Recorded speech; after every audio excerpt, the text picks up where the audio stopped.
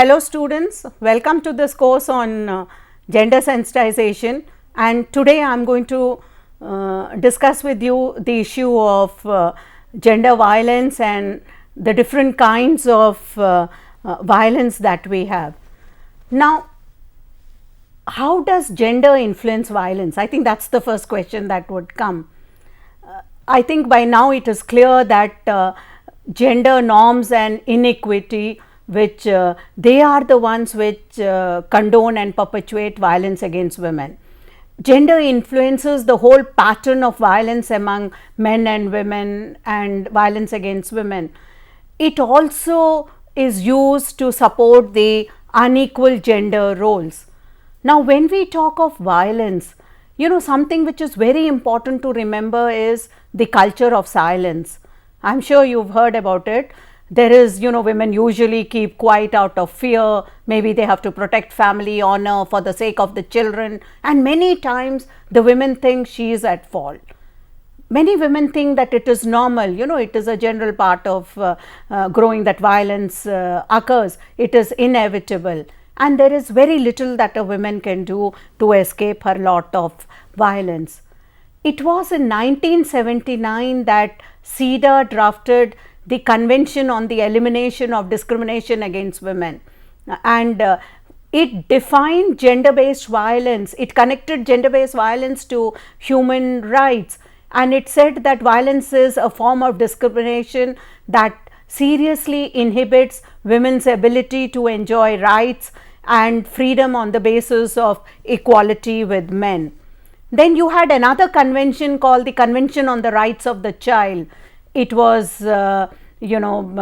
signed by India also in 1989. It came up and it tried to protect the child against exploitation. It stated that it is the right of every child to a standard of living which should be adequate for the child's physical, mental, spiritual, moral growth.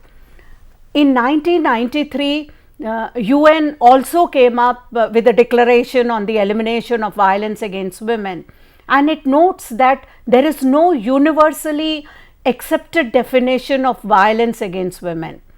But broadly we understand violence to include any act of omission that causes harm to women and keeps them in a subordinate position.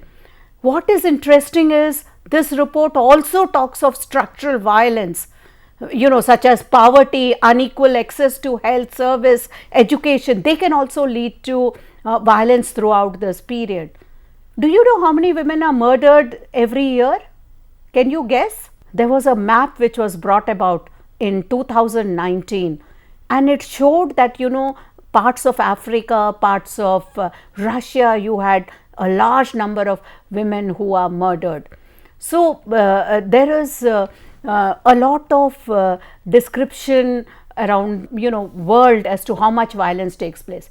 Today, if you look at violence, it starts at home, it is in the school, it's at the workplaces, it's at public places, hence it is everywhere. In fact, now even cyber space you find violence which is coming. Look at the reality of our society. Every day you read newspapers, you see television reports. We just look upon them as numbers. We've almost become immune to them. A 3-year-old girl can be molested and raped.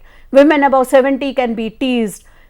Girls in custodial homes face violence and rape. Sexual harassment at the workplace is so common. And there is a glass ceiling by which women cannot be promoted.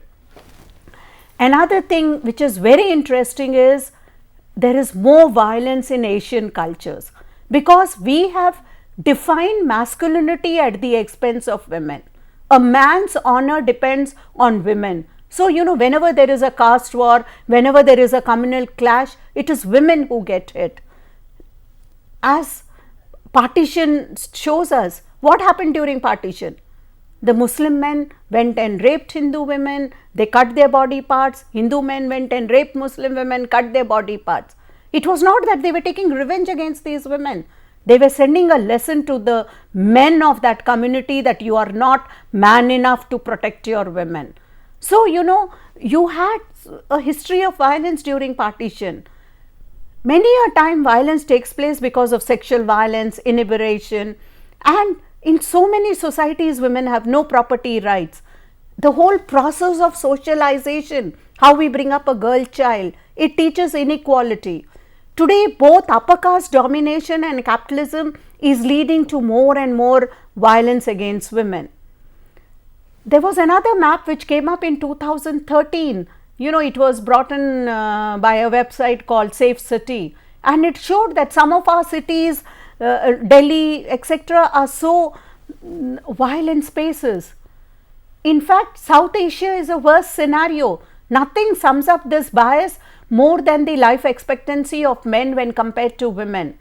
And women generally have a biological advantage which makes them more resistant to infection and malnutrition. A boy infant has lesser chances of survival when compared to a girl infant. In developed countries, the average of women is 7 years more than that of men. But in developing regions, South Asia, it is only 1 year more than that of men. It's the worst in any region. So this will really show you the kind of bias that we have. Another very interesting term is missing women. It indicates the number of women in a particular region or country, and it is measured in terms of male and female sex ratio. In 1998, the Nobel laureate in economics, Amartya Sen, he stated that economics is not just to be concerned with income and wealth, but it has to see how these resources are used for significant ends. And he spoke of 100 million missing women in Asia.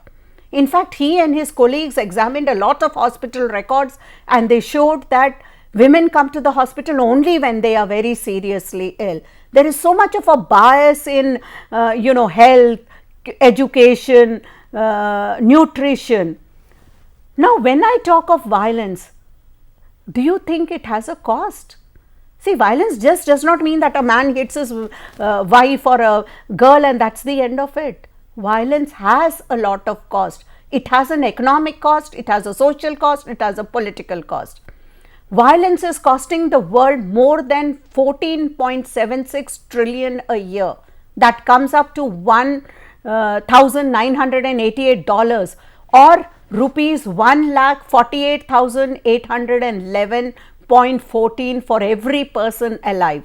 These are statistics which are published by the Institute for Economics and Peace Research. And it says, violence against women will become an obstacle for the elevation of poverty. It results in lot of direct costs. If the women are beaten, they have to go to the hospital, they have to be cured, it costs finances. If the women decides to break the marriage, she has to go to courts, law, and that is also expensive.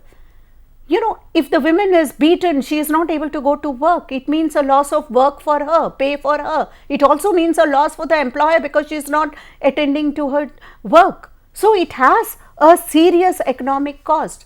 There is also a social cost because it underlines the whole function of the family. It threatens the family as an institution. It's very easy to teach the children in a family that you can just beat your wife and get away with whatever you want. It really teaches inequality. It also affects children's health, nutrition, education, psychological well-being and the enjoyment of their rights. What control will women have on reproductive health, about decision making if there is violence in that society? Violence also has a political cost because it limits women's empowerment. When women continue to be beaten, they have lack of control over resources. What kind of empowerment can we have? It prevents human security. In 1994, UNDP came up with a very interesting report where it said human security is the fundamental goal for development. Earlier when we were talking of security, we were referring to terrorism, we were talking of cross-border terrorism, state terrorism, but now it said security has to start from home. Democratic processes can be only strengthened when violence is eliminated. All of us know that we are dealing with corona, and do you know what was the impact of corona on women? Yes, work increased. All of them were staying at home. There were no servants. Cooking work increased. They were taking care of elderly, children, etc. But one more impact of this corona crisis was violence against women increased throughout the world. You just look at statistics. The National Commission for Women has come up with a WhatsApp number, and in 1 month's time it got 40 messages in that WhatsApp number. It is said that stay home, stay safe. Unfortunately, the home is not a safe place for many women who are tied into these abusive relationships. So we have to really understand that violence is a very serious issue, and I hope you have now understood the impact violence has, the economic, social and political cost of this violence against women. So our first step should be to try to deal with this violence and eliminate this violence. Thank you.